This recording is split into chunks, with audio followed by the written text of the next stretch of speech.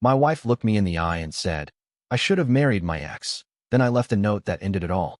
It happened on an ordinary Tuesday night in Denver, Colorado. The kind of evening that blends into hundreds of others. Quiet, predictable, nothing worth remembering. Leftovers sat on the counter, the dishwasher hummed in the background, and the TV played low without either of us really watching. After 8 years of marriage, comfort had become our default setting. Rachel sat across from me at the table, her phone in her hand, thumb scrolling endlessly. She barely touched her food, just moving it around with her fork like eating had become a chore. I didn't think much of it. We'd had these quiet stretches before, moments where conversation ran thin but routine carried us through. I told myself that's just what long-term relationships look like. You don't need fireworks every night. You just need someone to sit across from, someone steady. But then, out of nowhere, she said it. Her voice was flat, casual even, like she was commenting on the weather. Yet the words landed with a weight I'll never forget. "Sometimes I wonder if I made a mistake marrying you." Mark never made me feel this stuck. Mark, her ex, the guy I had only heard about in fragments over the years. The guy she dated before we met. The one who lived for mountain climbing, weekend road trips, and a string of stories that always seemed bigger than life. I never thought much of him because I believed she had chosen me. I thought that choice meant something permanent. I froze, my fork halfway to my mouth, staring at her across the table. At first, I honestly thought I had misheard her. But she didn't flinch. She didn't look guilty, didn't stammer or rush to take it back. She just sat there, her phone now face down on the table, her eyes on me with a calmness that was somehow worse than anger. I didn't know what to say. My mind spun, but nothing came out. I kept waiting for her to laugh it off, to soften the blow with a quick, "I didn't mean it like that." But no words came. The silence stretched, the only sound the low hum of the dishwasher behind me. It was one of those moments where time feels both endless and sharp, where everything changes but the world outside keeps moving like nothing happened. I looked at her, the woman I had built a life with, and realized I didn't recognize her in that moment. I wanted to ask why she would say something like that. Why she would bring up a man who hadn't been in her life for nearly a decade. But the words stuck in my throat. Instead, I just sat there, my chest tightening as the air in the room felt suddenly heavier. She finally leaned back in her chair, almost annoyed by my silence. And that's when she added more. Words that would cut deeper. Words that would turn one painful sentence into something I couldn't come back from. But that part came just a few breaths later. Mark. His name hung in the air like smoke I couldn't wave away. I thought she might stop there, that maybe she realized how cruel the words had been. But she didn't. Rachel set her fork down, pushed her plate aside, and looked directly at me for the first time all night. "You're too safe," she said, her voice steady. "Too predictable. Sometimes I think my life would be more exciting if I hadn't settled." Settled. That word hit me harder than Mark's name. It wasn't just a slip of the tongue, it was deliberate. She wanted me to hear it. She wanted me to know that in her eyes, our life together was less a partnership and more a compromise she regretted. I stared at her, trying to piece together the woman in front of me with the one who used to laugh until she cried at stupid inside jokes, who used to kiss me in the kitchen just because a song came on the radio. Somewhere along the way, that woman faded, replaced by someone who could say these things without flinching. "You think this is about excitement?" I asked quietly. My voice didn't even sound like mine. Rachel shrugged, like we were discussing a TV show she'd grown bored of. "I don't know. I just feel stuck." Mark never made me feel that way. He was spontaneous, adventurous. With him, I didn't have to think about the future all the time. Life just happened. With you, it's always planning, always routine. Her words landed with a kind of clinical detachment, like she'd been holding on to them for months and finally decided tonight was the night to drop them. I wanted to fight back, to defend myself, to remind her of the countless ways I had been there when adventure wouldn't have mattered, when her mother was sick and I spent nights at the hospital, when we saved every extra dollar to finally take her dream trip to Italy, when I carried the weight of making sure our life was steady enough for both of us to breathe. But the truth was, none of that seemed to matter now. In her eyes, I wasn't a partner. I was a safety net she never wanted. "Rachel," I said slowly, the words careful, "you're telling me you think you settled?" She didn't answer right away. Her eyes flicked down at the table, then back at me, and then she nodded. I think maybe I did. There it was. No hesitation, no softening. Just truth, or at least her version of it. I sat back in my chair, the weight of 8 years pressing down on me. All the little sacrifices, the compromises, the plans we'd made.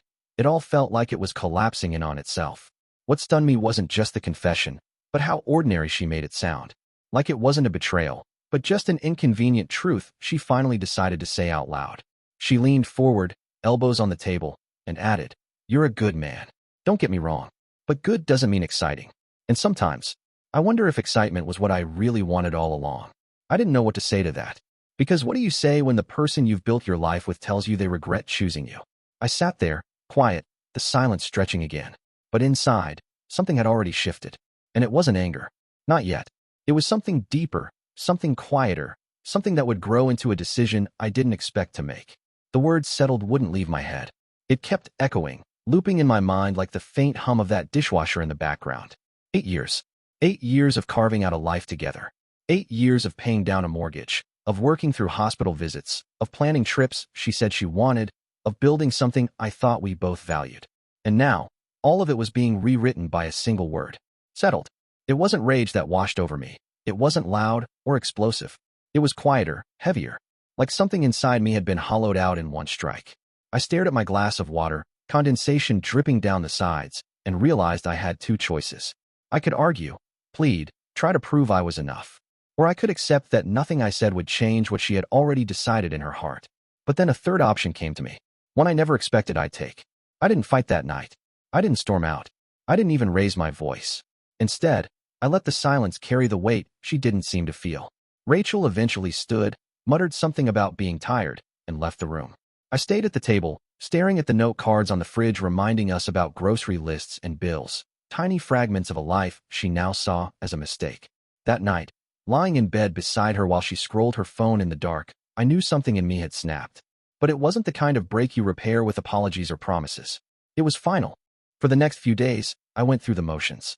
Work, dinner, small talk. But underneath, I was planning. I couldn't stay in a home where I was treated like a consolation prize. So that Friday, while she thought I was working late, I quietly packed a bag. Just the essentials, clothes, documents, and enough to get by for a while. I logged into our joint bank account and closed it out, moving my share into a separate account I had opened earlier that day. There was no yelling, no dramatic confrontation. Just deliberate, quiet action. Before I left, I walked into the kitchen one last time. The same spot where she'd said the words that broke us.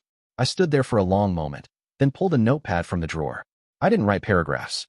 I didn't explain myself in detail. I just left a single line. Maybe Mark will give you the adventure you're looking for. I set the note on the counter, placed my keys beside it, and walked out without a sound.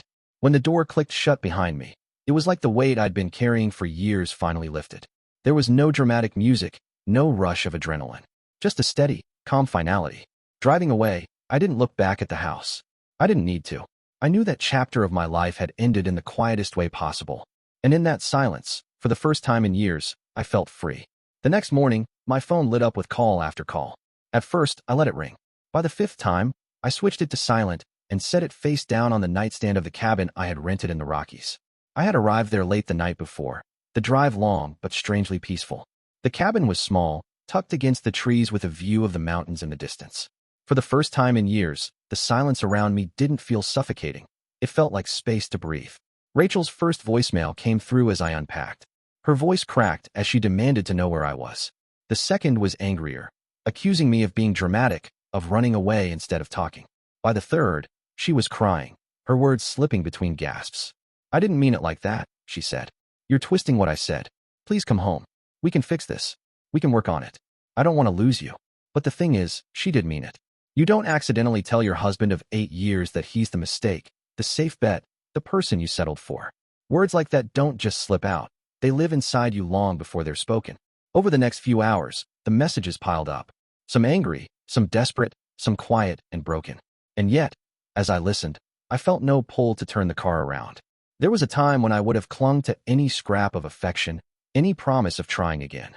But that time had ended the moment she said settled. The irony was almost cruel. For years, she wanted excitement, adventure, spontaneity. And yet, the most unpredictable thing I had ever done was walk away without a word. As the sun set over the mountains that evening, I sat outside the cabin with a cup of coffee in hand and thought about what had happened. There was no affair caught on camera, no explosive betrayal like the stories you hear from friends or read online. My marriage didn't collapse in flames. It dissolved over a dinner of reheated leftovers with a single sentence. Sometimes that's all it takes. Not a scandal, not a lie, just the realization that the person you gave your best to never saw it as enough. I didn't answer her calls. I didn't write back to her texts. Not because I wanted to punish her, but because there was nothing left to say. She had spoken her truth, and I had responded with mine, silence and a note on the counter. That night, lying in the cabin's small bed, I finally felt something I hadn't in a long time: peace. People think closure comes from long talks, apologies, explanations. But sometimes closure is just knowing you chose yourself when the other person couldn't. Rachel wanted adventure. Maybe she'd find it. But she'd never again find me waiting at the dinner table, fork in hand, willing to keep proving my worth. Walking away quietly turned out to be the loudest decision I ever made. I appreciate you watching till the end. Hit that subscribe button and stay tuned for more content.